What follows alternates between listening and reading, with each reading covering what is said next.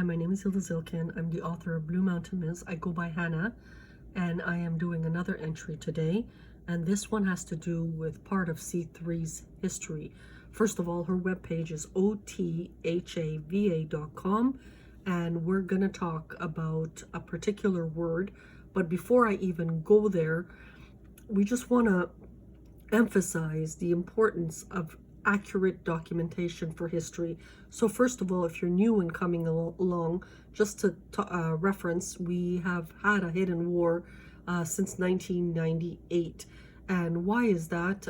There's different pressure points around the globe. Hanna feels it's because of the rise in e-commerce and a high demand for natural resources, along with population increases. In 1999, we were close to 9.5 billion people on the globe, which is really, really horrifically scary. Each one wants a car, each one wants a fridge, and the demands are very, very high on the environment. So let's go back to this word. So over the course of 2 decades, many people have been around Hanna. The most recent community is the Asian community, and they are here because they got a hold that Hanna's brother released. Turkish is the first language in 1998. Now, even though they are 2 decades later on Canadian soil, Hanna's accustomed to all the noise around her. So while she was driving, she noticed a car parked right in front of her, and on it there was a particular plate, and Hanna was immediately fascinated. It said this word, Shandong. Right away, Hanna knew that this word could have several different meanings.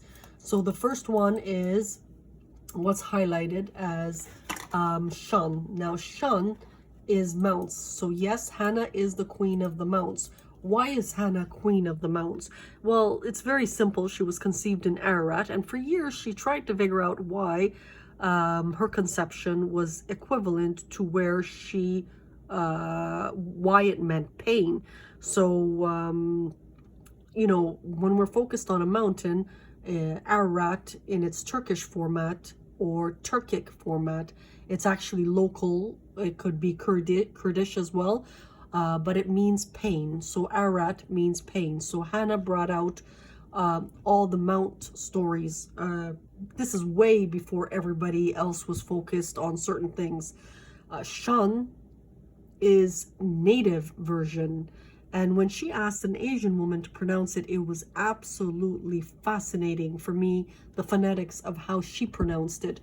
But for Hanna, how does she know that? Well, Shan means mount because her great forefathers, which are famously known as coming into Anatolian territory about 1,000 years ago, and that voyage went back and forth several times prior to 1,000 years as nomadic humans. But she's from a particular region called Alashan. That is China, modern China today. Russia. So at about 1,000 AD, that is where her forefathers are coming into Anatolia. Now, when she was looking at the word, other than running the car down, pulling the gentleman out, and trying to get some information, she tried to deduce what this entire verbiage means. So we want to look at the whole thing. So we know this is native for mounts. And it's like a Coca-Cola branding. It does not change. Shan will be Shan in China. It'll be Shan in Turkey. It'll probably be Shan in Africa. It's just one of those words. Now, a lot of people that are Asian know she was the one who brought out the mounts. They just know that. When we think of Shan, and if we put a U here, dung, depends on how much it's pronounced.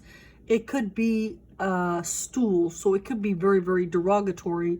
Someone mad at Hanna because Hanna technically is raised a Negro, so a lot of Asians were quite offended with some of the written work that Hanna had produced. So number one, it could be derogatory. That's okay. Number two, it could be something that she just absolutely doesn't know. Number 3, when we think of dung, it could mean king, so the king of the mounts. It could mean that. And also, when we think of shan, it could also mean a last name. Last name, clan name, tribe name. And why Cartologists should be very, very excited is because I'm giving you one example of exactly millions of pages of research. Dung, now, if it is a last name, a tribe name, and it doesn't exist in any of the maps that we have today, we can thank the British for that, but it's not their fault. They just cleaned up and they just thought it was erroneous in that era. But for today, it's immensely important for academia, because just by showing you one word, one verbiage, let's look at all the different ways. We can talk about cluster 3, we can talk about clans, we can talk about psychology, we can talk about cardology, we can talk about Kurdish, we can talk about different linguistics, thousands and thousands, that to the point that Hanna can easily, and this is why she has the name of prophet, can easily create 1,000 pages of research just on one single word, something that the globe is needed to assist her in her mind before we do lose languages, making screeching all kinds of profanity when they wanted to change Kolkata in India to a different name. We need all these abstractions before before everything changes, and it's just a loss for humanity. So even, for example, let's say it's something derogatory against Hanna, because remember, you know, some Asians were very sensitive, and we're okay with that. This is part of C3's history. You know, someone came in, they were pissed off at a prophet, and they called Hanna something derogatory. She's completely okay with that. And he paid $300 just to put that word on a particular plate. Now, if we think of clothing, if we think of business names, if we think of 1001 that Hanna's also hiding, again, it goes back to her creative. How fortunate we are that she has the life to even give this particular example to the academics, how important this is for humanity. But it doesn't just stop from a linguistic perspective, C3. So now she's going to continue. She went to a location called Bayview and Shepherd. Well, Bayview is bay. If we think of bay, it's water. View is to view. But there's something interesting there right at the corner of Bayview, which is a predominantly Jewish area. There's a boat style structure. Now that could be a threat to national security. This is one example, because someone might be spying on some of the richest Jews. They might be thinking takeover, part of C3's history. This could be just Americans. This could be someone protecting Jews by putting a boat there. You know, it's not a regular architectural structure. We have to look at why C3 occurred. And remember, Toronto, this was built probably a few years back, over, my guess, 15, 16 years ago. Hanna didn't even have the trademark then, if I'm not mistaken, and I do apologize about the date, but it is quite a long time ago that she remembers that.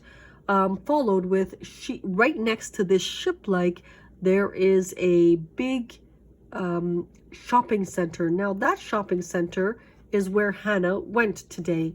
And why did she go today? Because she was looking for a particular shoe. She's all into goth and gladiator shoes, and that's just Hanna's style. The thing with it is, the store that was there, which carries her favorite shoe, has now been changed to a name called Ron White. Now, Ron White is an interesting name, because white is death, but Ron is part of C3's history from an intel perspective, and that we're going to keep private. Ironically, right next to this particular store, there is a candy store. And what's interesting about that candy store is you can put money, but nothing comes out. it has a closed structure in front of it, so kids cannot have any of the treats. So between the boat and the Shandong of somebody very upset, between the lollipops that you can put money in but you can't get money, between the name Ron White, which probably the gentleman probably we don't know where he is, but like I said, there's a lot of things that are part of intel that we're keeping secretive. This makes up an interesting component of C3. Today we can talk about it. We couldn't really talk about it at the start of Canadian cluster because it was just way too painful almost a decade ago. So that's today's entry. If you're wondering why Hanna is still living, because she's doing a lot of background work to better the globe, and this is just one tiny example of how important accurate documentation of historical is needed, because, you know, even this boat one day will be a tourist attraction. The lollipops, God knows what, and the Ron White store, hope it does well. It's between the Browns and the Ron Whites.